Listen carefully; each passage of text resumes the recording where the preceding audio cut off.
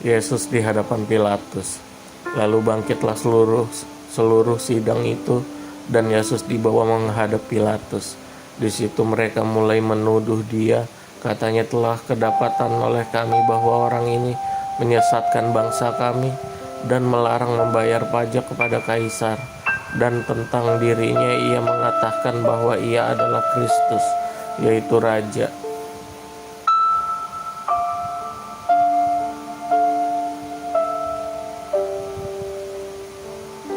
Pilatus bertanya kepadanya, "Engkaulah raja orang Yahudi?" Jawab Yesus, "Engkau sendiri mengatakannya." Kata Pilatus kepada imam-imam kepala dan seluruh orang banyak itu, "Aku tidak mendapati kesalahan apapun pada orang ini." Tetapi mereka makin kuat mendesak, katanya, "Ia menghasut rakyat dengan ajarannya di seluruh Yudea. Ia mulai di Galilea dan sudah sampai ke sini." Ketika Pilatus mendengar itu, ia bertanya, apakah orang itu seorang Galilea? Dan ketika ia tahu bahwa Yesus seorang dari wilayah Herodes, ia mengirim dia menghadap Herodes, dan yang pada waktu itu ada juga di Yerusalem. Yesus di hadapan Herodes. Ketika Herodes melihat Yesus, ia sangat girang, sebab sudah lama ia ingin melihatnya, karena ia sering mendengar tentang dia. Lagi pula ia mengharapkan melihat bagaimana Yesus mengadakan suatu tanda. Ia mengajukan banyak pertanyaan kepada Yesus, tetapi Yesus tidak memberi jawaban apapun. Sementara itu imam-imam kepala dan ahli-ahli Taurat maju ke depan dan melontarkan tuduhan-tuduhan yang berat terhadap dia. Maka mulailah Herodes dan pasukannya menista dan mengolok-olokkan dia. Ia mengenakan jubah kebesaran kepadanya, lalu mengirim dia kembali kepada Pilatus. Dan pada hari itu juga bersahabatlah Herodes dan Pilatus. Sebelum itu mereka bermusuhan. Yesus kembali di hadapan Pilatus. Lalu Pilatus mengumpulkan imam-imam kepala dan pemimpin-pemimpin serta rakyat, dan berkata kepada mereka, "Kamu telah membawa orang ini kepadaku sebagai seorang yang menyesatkan rakyat. Kamu tidak sendiri bahwa aku telah memeriksanya, dan dari kesalahan-kesalahan yang kamu tuduhkan kepadanya, tidak ada yang kudapati padanya. Dan Herodes juga tidak, sebab ia mengirimkan dia kembali kepada kami. Sesungguhnya tidak ada suatu apapun yang dilakukannya yang setimpal dengan hukuman mati. Jadi aku akan menghajar dia lalu melepaskannya, sebab ia wajib melepaskan seorang bagi mereka pada hari raya itu." Tetapi mereka berteriak-teriak bersama-sama, "Nyahkanlah dia, lepaskanlah Barabas bagi kami." Barabas ini dimasukkan ke dalam penjara berhubung dengan suatu pemberontakan yang telah terjadi di dalam kota, dan karena pembunuhan. Sekali lagi Pilatus berbicara dengan suara keras kepada mereka, karena ia ingin melepaskan Yesus. Tetapi mereka berteriak membalasnya, katanya, "Salibkanlah dia, salibkanlah dia." Kata Pilatus untuk ketiga kalinya kepada mereka, "Kejahatan apa yang sebenarnya telah dilakukan orang ini? Tidak ada sesuatu kesalahan pun yang kudapati padanya yang setimpal dengan hukuman mati. Jadi aku akan menghajar dia lalu melepaskannya." Tetapi dengan berteriak mereka mendesak menuntut supaya ia disalibkan. Dan akhirnya mereka menang dengan teriakan mereka. Lalu Pilatus memutuskan supaya tuntutan mereka dikabulkan, dan ia melepaskan orang yang dimasukkan ke dalam penjara karena pemberontakan dan pembunuhan itu sesuai dengan tuntutan mereka. Tetapi Yesus diserahkannya pada mereka untuk diperlakukan semau-maunya. Yesus dibawa untuk disalibkan. Ketika mereka membawa Yesus, mereka menahan seorang yang bernama Simon dari Kirene yang baru datang dari luar kota. Lalu diletakkan salib itu di atas bahunya supaya dipikulnya sambil mengikuti Yesus. Sejumlah besar orang mengikuti dia, di antara orang banyak dan perempuan yang menangisi dan meratapi dia. Yesus berpaling kepada mereka dan berkata, "Hai putri-putri Yerusalem, janganlah kamu menangisi aku, melainkan tangisilah dirimu sendiri dan anak-anakmu.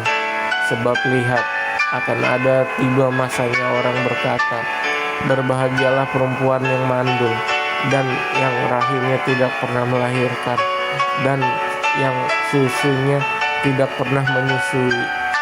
Maka orang akan mulai berkata kepada gunung-gunung, runtuhlah menimpa kami, dan kepada bukit-bukit timbunlah kami.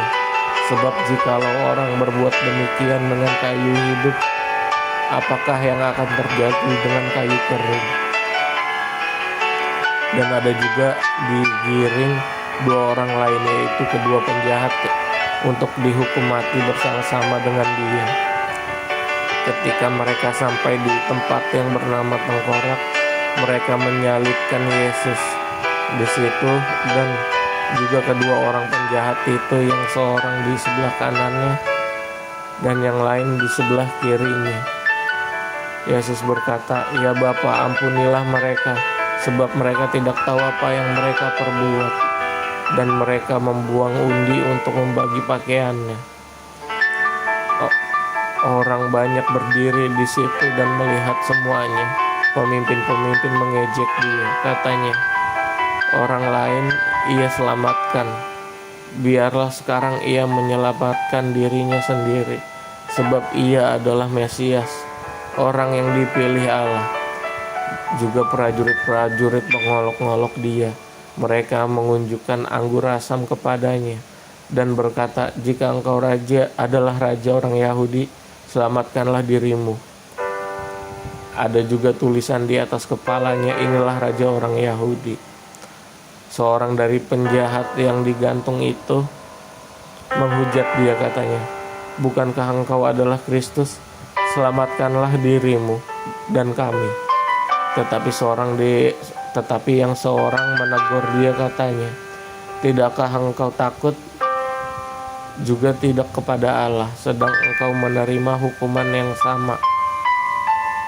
Kita memang selayaknya dihukum, sebab kita menerima balasan yang setimpal dengan perbuatan kita. Tetapi orang ini tidak berbuat sesuatu yang salah." Lalu ia berkata, "Yesus, ingatkah akan aku apabila engkau datang sebagai raja?" Kata Yesus kepadanya, "Aku berkata kepadamu, sesungguhnya hari ini juga engkau akan bersama-sama dengan aku di dalam Firdaus." Yesus mati. Ketika itu hari sudah kira-kira jam 12, lalu kegelapan meliputi seluruh daerah itu sampai jam 3, sebab matahari tidak bersinar dan tabir bait suci terbelah dua. Lalu Yesus berseru dengan suara nyaring, "Ya Bapa, ke dalam tanganmu kuserahkan nyawaku." Dan sesudah berkata demikian, ia menyerahkan nyawanya. Ketika kepala pasukan melihat apa yang terjadi, ia memuliakan Allah. Katanya, "Sungguh orang ini adalah orang benar." Dan sesudah seluruh orang banyak yang datang berkerumun di situ untuk tontonan itu, melihat apa yang terjadi itu, pulanglah mereka sambil memukul-mukul dirinya. Semua orang yang mengenal Yesus dari dekat, termasuk perempuan-perempuan yang mengikuti dia dari Galilea, berdiri jauh-jauh dan melihat semuanya itu. Yesus dikuburkan. Adalah seorang yang bernama Yusuf, ia anggota majelis besar dan seorang yang baik lagi benar. Ia tidak setuju dengan putusan dan tindakan majelis itu. Ia berasal dari Arimatea, sebuah kota Yahudi dan ia menanti-nantikan kerajaan Allah. Ia pergi menghadap Pilatus dan menerima mayat Yesus. Dan sesudah ia menurunkan mayat itu, ia mengapaninya dengan kain lenan, lalu membaringkannya di dalam kubur. Dan kubur yang digali di dalam bukit batu, di mana sebelum pernah dibaringkan mayat. Hari itu adalah hari persiapan dan Sabat hampir mulai. Dan perempuan-perempuan yang datang bersama dengan Yesus dari Galilea ikut serta mereka melihat kubur itu dan bagaimana mayatnya dibaringkan. Kebangkitan Yesus. Dan setelah pulang mereka menyediakan rempah-rempah dan minyak mur. Dan pada hari Sabat mereka beristirahat menurut hukum Taurat.